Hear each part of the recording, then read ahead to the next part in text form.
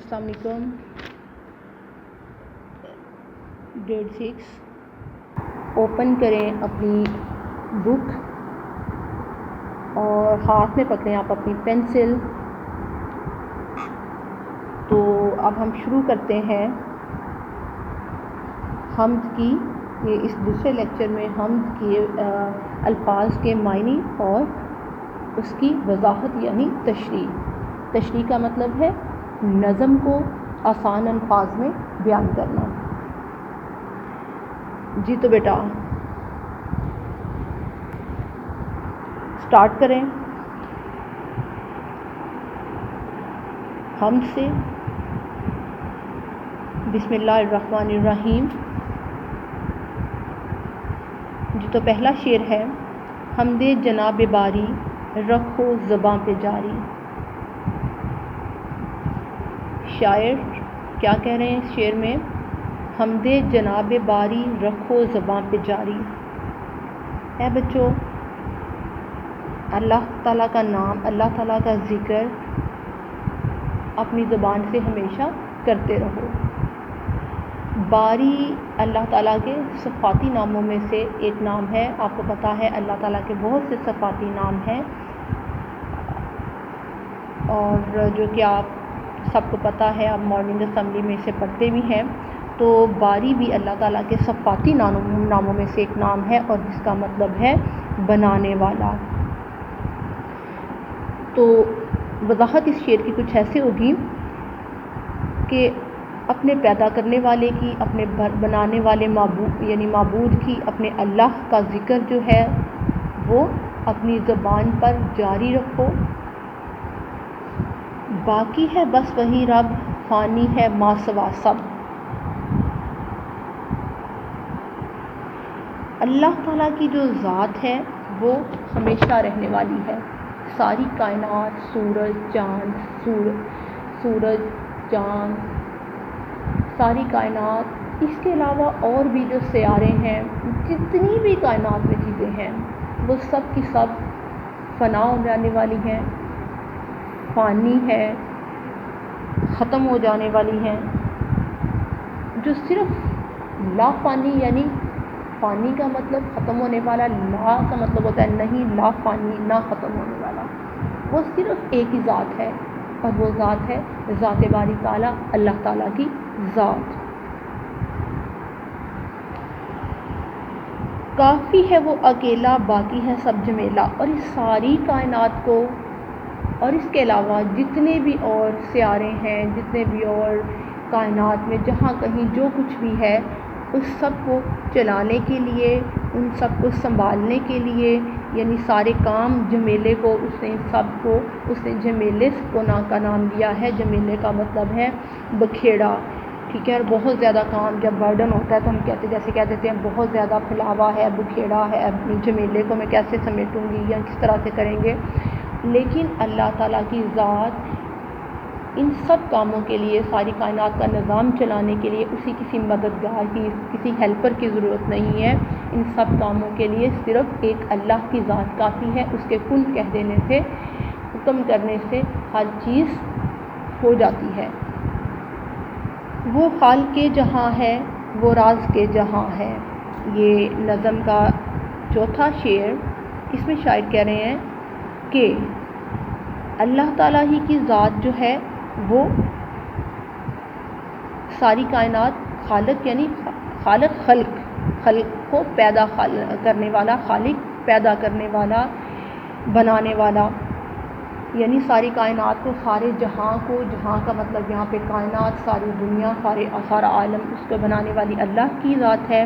اور وہی اس سارے جہاں کو بنانے والا اور جاندار چیزوں کو، چاہے وہ جہاں بھی ہے، کہیں بھی ہے، کوئی بھی ہے، سب کو، چاہے وہ سمندر میں ہے، زمین میں ہے، اور وہ سب کا جو رازق ہے، اس کو رزق دینے والی اللہ ہی کی ذات ہے. حاکم ہے بحر و بر کا، وہی حاکم ہے یعنی مالک ہے. حاکم مالک ہے بحر و بر کا. بحر پانی کو کہتے ہیں اور بر کہتے ہیں خشکی کو.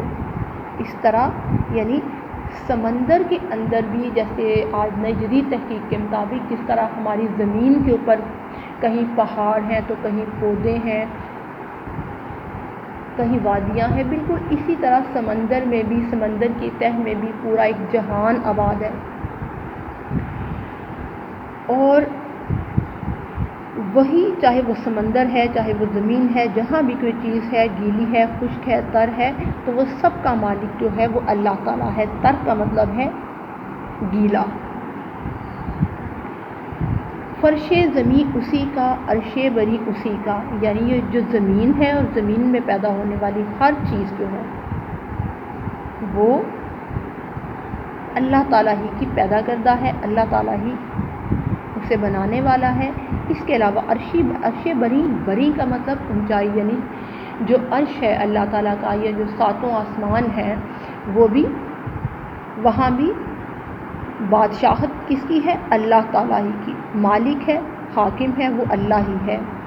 فرش زمین اسی کا، عرش بری اسی کا، یعنی زمین اور آسمان یہ سارا بھی یہاں بھی اسی کی حکمرانی ہے۔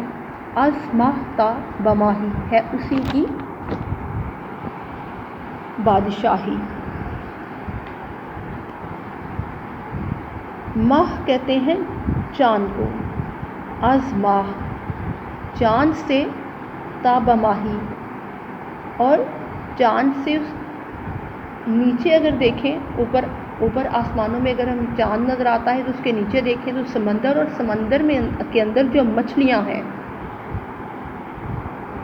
ماہی کہتے ہیں عربی کو میں مچھلی کو، بما کہتے ہیں کے ساتھ، جیسے بے مطابق، ٹھیک ہے، یعنی از ماہ چاند سے لے کے سمندر کے اندر جو مچھلیاں ہیں ہر جگہ اسی کی بادشاہی ہے، اسی کی حکومت ہے۔ یعنی وہ مچھلیاں اگر پانی میں تیر رہی ہیں تو اللہ تعالیٰ ہی کی قدرت سے، اسی کی حکمت سے۔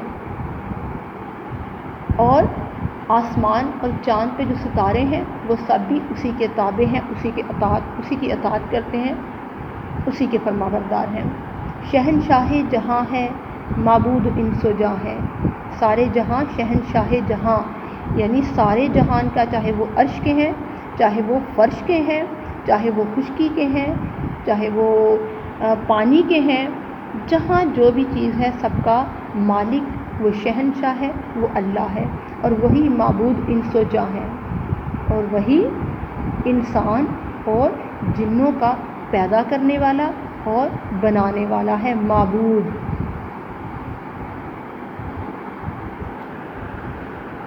حاکم ہے دو جہاں کا، مالک ہے این و آں کا، یعنی زمین و آسمان یہ دونوں جو جہاں ہیں اس کا مالک حاکم اللہ تعالیٰ ہے، اور وہی این و آں کا، اور یہ اور وہ، اس کے علاوہ یعنی یہ وہ مطلب کائنات میں یہاں وہاں جتنی بھی کائنات اور کائناتیں ہیں، سیارے ہیں، جو بھی کائنات کا جو بھی ذرہ ہے، جو بھی چیز ہے، یہ این آں یعنی یہ اور وہ، واؤ یہاں مطلب دے رہا ہے انس و جاں میں، این و آں میں بحر و بر۔ یہاں شاعر نے یہ جو بحر و بر، خشک و تر، این و آں، انس و جاں، یہ جو الفاظ ہیں اس میں شاعر نے واؤ کا لفظ استعمال کیا ہے، اور واؤ اردو میں مطلب ہے، کس کا مطلب دیتا ہے؟ جیسے آپ کو پہلے بھی وضاحت کی، اور کا، یعنی یہ اور کا یہاں مطلب دے رہا ہے۔ ہر جا ظہور اس کا، ہر شے میں نور اس کا، ہر جا ظہور یعنی ہر جگہ ظاہر ہونا، نظر آنا۔ ہم آسمان کی طرف نظر دوڑائیں، زمین کی طرف دیکھیں، ہمیں ہر چیز میں اللہ تعالیٰ کی قدرت، اس کی بڑائی، اس کی عظمت، اس کی شان و شوکت نظر آتی ہے۔ آسمان کی وسطوں کو دیکھ لیں، پہاڑوں کی بلندیوں کو دیکھیں، بہتے ہوئے پانی کو دیکھیں، جانوروں کے خوبصورت پر، ان کی جو بناوٹ ہے اس کو دیکھیں، رنگ برنگے پھولوں کو، ہر چیز میں ہمیں اس رب کائنات کی نشانیاں نظر آتی ہیں۔ اسی طرح جیسے کتنا خوبصورت آگے شعر ہے، ہر چیز میں نہا ہے، ہر چیز سے عیاں ہے، ہر چیز میں نہا ہے، ہر چیز سے عیاں ہے۔ نہا کا مطلب ہوتا ہے چھپا ہوا، عیاں کا مطلب ہے ظاہر ہونا۔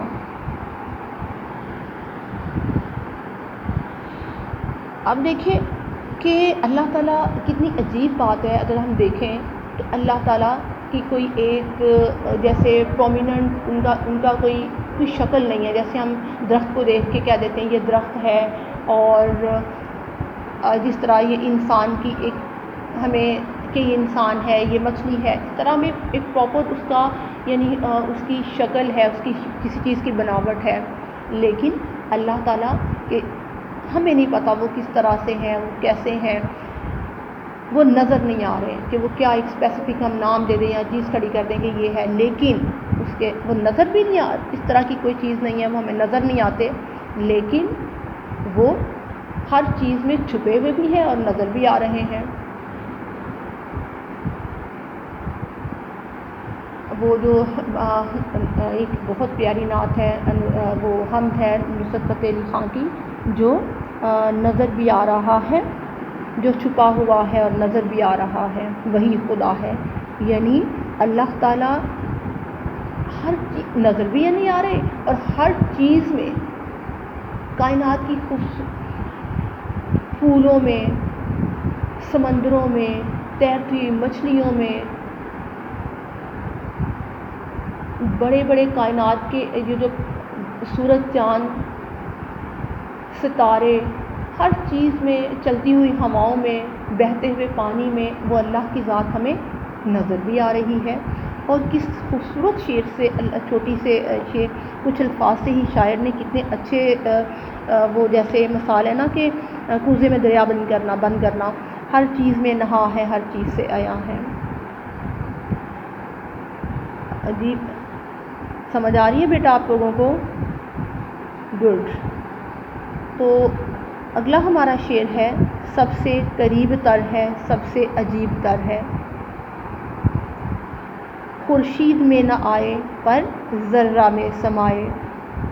واہ، سب سے قریب تر ہے، جیسے ہم سنتے ہیں نا کہ اللہ ہماری شہ رگ سے بھی قریب ہے، مطلب اگر ہم دل میں کچھ بات سوچ رہے ہوتے ہیں، ابھی ہمارے دل میں نہیں، دل میں ہوتی ہے، ہم کسی پہ عیاں نہیں کرتے، کسی کو اپنا راز بتاتے نہیں ہیں، لیکن اللہ جو ہمارے دلوں میں ہے وہ بھی سنتا ہے، اسے اس کا بھی پتہ ہے، ہمارا حال دل پتہ ہے، ہمارے دل میں کیا ہے، ابھی زبان پہ آنے سے پہلے اللہ تعالیٰ اسے بھی جانتا ہے۔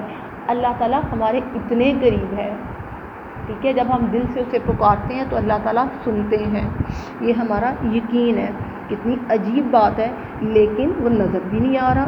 خورشید کا مطلب ہے سورج، یعنی اتنی بڑی ذات کا، یعنی اس نے شاعر نے وضاحت کی ہے، جیسے سائنس ہمیں بتاتی ہے کہ سورج جو ہے وہ زمین اور آسمان سے بھی ہزاروں گنا بڑا ہے، یعنی کائنات کی اگر سب سے بڑی چیز ہے تو اس نے وضاحت دی ہے کہ اللہ تعالیٰ جو سورج ہے سب سے بڑا، لیکن ایک تو وہ اتنا قریب ہے اور نظر بھی نہیں آ رہا، اور اگر دیکھیں تو وہ خورشید میں نہ سمائے، یعنی وہ سورج میں بھی وہ سما نہیں سکتی، اس کی ذات احاطہ نہیں کر سکتی، پر ذرہ میں سمائے۔ اور چھوٹے سے چھوٹے جاندار جو ہمیں نیکڈ آئی سے نظر بھی نہیں آتے، اللہ تعالیٰ نے اس میں بھی پوری ایک جان، ایک پوری نظام رکھا ہوا ہے، ٹھیک ہے، جیسے مائکرو آرگنزمس ہیں ہمیں نظر نہیں آتے، لیکن جیسے بتاتے ہیں کہ اب جیسے کہ وہ ان کے اندر بھی پورا ایک نظام ہے، اسی طرح چھوٹے سے چھوٹی چیونٹی ہے، اور جیسے ہر چیز میں اللہ تعالیٰ جو ہے اس کی ذات پھر نظر بھی آتی ہے ہمیں۔ کھائے پیے نہ سوئے، بولے ہنسے نہ روئے، بے آنکھ سب کو دیکھے، بے کان سب کی سن لے۔ جیسے ہمیں پتہ ہے کہ ہمیں نہیں پتہ کہ اللہ تعالیٰ کی وہ کس طرح کی کیسے ہے، ان کی کیسی شکل ہے، کیسی وہ ذات ہے، لیکن ہمیں محسوس ہی کر سکتے ہیں نا۔ اور پھر وہ کیا ہے، کھائے پیے نہ سوئے، انہیں کھانے کی ضرورت نہیں ہے، اگر بھوک ہے، ہمیں جیسے بھوک محسوس ہوتی ہے ہم کھاتے ہیں، ہمیں تھک جاتے ہیں، تو ہمیں نیند کی آرام کی ضرورت ہوتی ہے، لیکن وہ ان سب چیزوں سے بری الزما ہے، اسے کسی چیز کی ضرورت نہیں ہے، نہ وہ کھائے پیے نہ سوئے، بولے ہنسے نہ روئے، بے آنکھ سب کو دیکھے، بے کان سب کی سن لے۔ وہ ہم سب کو دیکھ بھی رہا ہے اور بے کان اس کے کان نہیں ہیں، لیکن وہ سب کی سن بھی رہا ہے، سب کے دلوں کا حال، کوئی خوش ہے، کوئی دکھی ہے، کوئی غمگین ہے، وہ ہر ایک کی سن رہا ہے، اسے سب کے حال پتہ ہے۔ بے ہاتھ پاؤں سب کام کرتا ہے وہ بے آرام، یعنی وہ دن رات اللہ تعالیٰ کائنات کے نظام ہستی کو چلانے میں مصروف ہے۔ کوئی دن ایسا نہیں ہوتا جس دن سورج نہیں نکلے گا اللہ کے حکم سے، ٹھیک ہے۔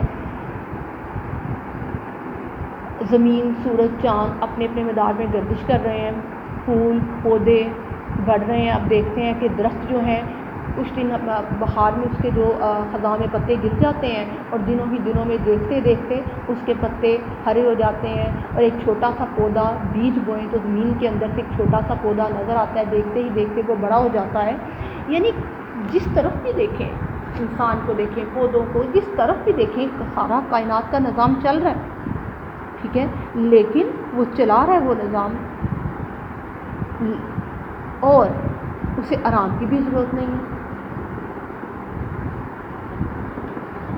اب اس شعر میں آگے جو شعر ہے اسے دیکھیں کہ ممکن نہیں کسی سے تعریف اس کی لکھے، یعنی ہر کائنات کی ہر چیز کی مثال لے کے شاعر نے اللہ تعالیٰ کی بڑائی، اس کی حمد و ثنا بیان کی ہے۔ اس کے بعد وہ پھر خود کو بے بس محسوس کرتے ہیں، یعنی کائنات کی سب سے ہر چیز کی اس نے مثال لے لی، یہاں پہ خشکی کی بھی اور زمین کی بھی، سمندر، ہوائیں، سورج، ہر چیز کی مثال لے کے تو اس نے کہا، ہر اللہ تعالیٰ کی ہمیں اس کی بڑائی، اس کی نشانیوں کی، اس کی عظمت بیان کی۔ اب دیکھیں یہاں پہ شاعر کہہ رہا ہے ممکن نہیں کسی سے تعریف اس کی لکھے، تعریف اس خدا کی یا لکھے مشتخا کی۔ ہم جیسے بیٹا، جیسے ہم بچپن میں سنتے تھے اپنے بڑوں سے یہ کہ اگر سارا سمندر کا جو پانی ہے وہ سیاہی بن جائے اور سارے درخت جو ہیں وہ ان کی قلمیں بنا لی جائیں، پینسل بنا لی جائیں، تو بھی اللہ تعالیٰ کی ہم ان سے اس کی اگر لکھنے بیٹھیں، اس کی نشانیاں، اس کی عظمت، اس کی بڑائی، تو ہم وہ بیان نہیں کر سکتے۔ جو ہم سوچتے ہیں تو ہم پہ اس کے راز، اس کی نشانیاں، اس کی قدرت کا تماشا جو ہے وہ عجیب ہی رنگ دکھاتا ہے، اور یقین نہیں آتا تھا کہ ایسے کیسے ہو سکتا ہے، لیکن اب واقعی ہم جب سوچتے ہیں اس کی ذات کے بارے میں تو ایسا ہی ہے۔ یہ سب چیزیں، یعنی سمندر کا جو پانی ہے، اور اگر ساری جو یہ دو درخت ہیں وہ قلم بھی بن جائیں تو اس کی تعریف ممکن نہیں ہے، اور ایک انسان کیا اس کی تعریف بیان کرے گا؟ نبی، پیغمبر، یہ بڑی بڑی ہستیاں جو ہیں اس کی تعریف، اس کی ذات کا مکمل احاطہ نہیں کر سکی۔ اگر سائنس کی طرف جائیں تو دیکھیں تو سائنسدان ابھی کائنات کے تو ایک حصہ بھی اس کے جو راز ہیں، وہ اس کے اسرار ہیں، اس کے بھید ہیں، وہ کھول نہیں سکا۔ تو وہ کہتا ہے کہ ممکن نہیں کسی سے تعریف اس کی لکھے، تعریف اس خدا کی کیا لکھے مشتخا کی۔ تو وہ کہتا ہے کہ انسان بہت اللہ تعالیٰ نے اس کو مرتبہ عطا کیا ہے، لیکن وہ فقط کیا ہے؟ مشت خاکی ہے، مشت خاکی، مٹھی بر خاک، مشت کہتے ہیں مٹھی کو، خاک مٹی کو، تو اس نے انسان کو ایک وہ پھر وہی کہ انسان مٹی سے بنا ہے، اس نے وہی شاعر نے یہاں اب وہ استعمال کی وہ مثال کہ انسان تو ایک مٹی سے بنا ہوا ہے، کیا ہے اس کی اتنی بساط، اس کی طاقت کیا کہ وہ اس کی جو تعریف بیان کر سکے۔ اور اس سے آگے شعر میں پھر شاعر کہتا ہے مذکور جلوۂ ذات، چھوٹا سمو بڑی بات۔ مذکور کا مطلب ہوتا ہے ذکر کرنا، کہ میں اس ذات کا، اس ہستی کا، ہر طرف اس کے ہی جلوے ہیں، میں کہاں تک ان جلووں کا ذکر کروں، جس طرح کے اوپر اس نے ہر چیز میں بیان کر دیا ہے، ٹھیک ہے۔ ہر طرف سمندروں میں، پانی میں، سورج، کائنات، ہر چیز میں اسی کی بادشاہی ہے، وہ ہر جگہ چھپا ہوا بھی ہے، نظر بھی آ رہا ہے ہر طرح سے، لیکن اب یہاں پہ وہ خود کو بے بس محسوس کر رہا ہے، اپنی بے بسی کا اظہار ان الفاظ میں کر رہا ہے کہ مذکور جلوۂ ذات، چھوٹا سا منہ بڑی بات، یعنی یہ انسان تو مٹھی ایک خاک کا پتلا ہے، وہ اس کے کہاں تک اس کی ذات کا احاطہ کر سکے، اس کا ذکر کر سکے، یہ تو وہی بات ہے۔ چھوٹا منہ اور بڑی بات، اس نے شاعر نے یہ جو کہاوت ہے وہ استعمال کی ہے کہ ہماری اتنی اوقات کہاں، انسان کی اتنی بساط کہاں، میری اتنی اوقات کیا ہے، کیا حیثیت ہے کہ میں اس اتنی اعلیٰ عرفہ، وہ بہت بڑی جو خالق کائنات ہے اس کی ذات کا میں کیسے احاطہ کروں۔ بس کر کے تیرے بس کا راشد نہیں یہ قصہ، یہاں پہ شاعر نے آخری شعر میں اپنی بے بسی کا اظہار کر دیا ہے کہ بس کر کہ تیرے بس کا راشد نہیں قصہ۔ راشد آخری شعر میں موصلی جو شاعر ہیں وہ اپنا نام یا اپنا تخلص استعمال کرتے ہیں، اور انہوں نے نام استعمال کیا اپنا راشد الخیری کے راشد، یہ تیرے بس کی بات نہیں ہے تو اس خالق کائنات کی بڑائی، اس کی عظمت بیان کر سکیں، تیری کیا حیثیت ہے، تو ایک مٹھی بھر پورے خاک کا پتلا ہے، کیا حیثیت ہے۔ یہاں